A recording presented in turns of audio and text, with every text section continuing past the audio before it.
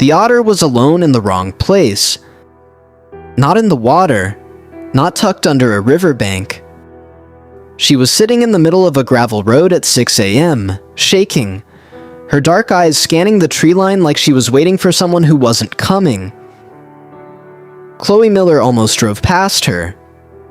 She was already late, coffee in one hand, keys in the other, when her headlights swept across that tiny shape. She braked hard, stepped out, and the otter didn't run. That was the part she couldn't stop thinking about. A wild animal, completely exposed. And instead of bolting, it looked straight at her and made a sound she had never heard before. Low, urgent, almost like a question. Chloe was 31, a freshwater habitat researcher for the state wildlife office, and she knew better than most people what a healthy otter looked like. This wasn't it. The pup was maybe 10 weeks old, female, judging by her size. Her coat was matted along her left shoulder, and there was a raw spot just behind her ear that looked recent. Not from a predator. Something else. Chloe crouched low, kept still, let the animal set the pace. The otter sniffed the air twice, then waddled forward and pressed her nose against the toe of Chloe's boot. Chloe exhaled slow. She reached into her field kit, found the emergency thermal wrap she kept for injured waterfowl, and eased it around the pup's body. The little animal fussed once, then settled. Her breathing slowed. Her eyes stayed open, tracking Chloe's face with a focus that felt almost deliberate. "Okay," Chloe said quietly. "Let's figure out what happened to you."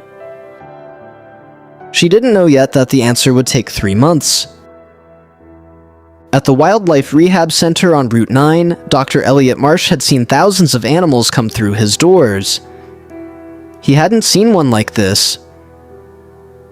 "There's no sign of abandonment," he said, moving his light slowly across the pup. "She's well-nourished, socialized to her family group. Whatever separated her from them happened fast." He paused at the wound behind her ear, pressed gently with a gloved finger. "This is blunt force. Not a bite, not a claw." Something hit her. Chloe watched his face. Hit her how? Elliot set down his instrument. "Flood debris, maybe. We had that hard rain 4 days ago. Debris surges can knock pups loose from dens."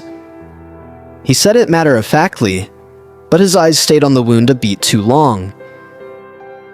Chloe caught it. "What aren't you saying?" He picked up his clipboard. "I'm saying keep her calm, keep her warm, and check the lower tributary maps for active den sites." He handed her a coffee. "You're going to be here a while." They named her Rue. Not officially, the center had a strict no-naming policy for animals flagged for release, but by the end of the first week, every staff member was calling her that, because she had a habit of sitting at the edge of her pool enclosure and staring toward the window like she was calculating something. Chloe started staying late. She told herself it was the research angle: otter family mapping, den tracking, population data. All true. But the real reason was simpler. Rue waited for her. Not for anyone else. When the morning volunteers arrived, Rue would surface, look once toward the door, then dive again. When Chloe walked in, she'd surface and stay up. Elliot noticed. "You know what that means for release?" he said one afternoon, not unkindly. "I know. She can't go back to the wild bonded to a human." "I know, Elliot." He let it rest. But 3 days later, he slid a report across her desk. Tributary survey results, den sites, family cluster activity. One entry was circled in red. The circled entry was a family group, 4 adults, 2 juveniles, holding a stretch of river 11 miles upstream. Unusual, otters didn't typically hold position during the post-flood season. They followed food, followed current, kept moving.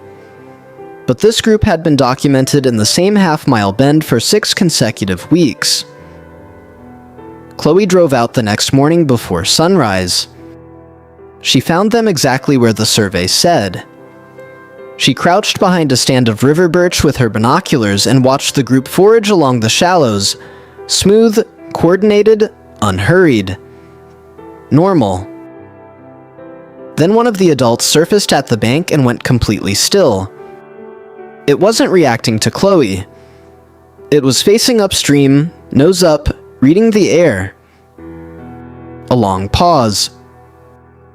Then it called, that same low questioning sound she had heard Rue make on the gravel road 3 months ago.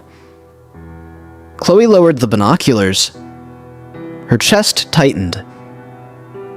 She drove back to the center, walked straight to Rue's enclosure, and stood there for a long time before she picked up her phone and called Elliot.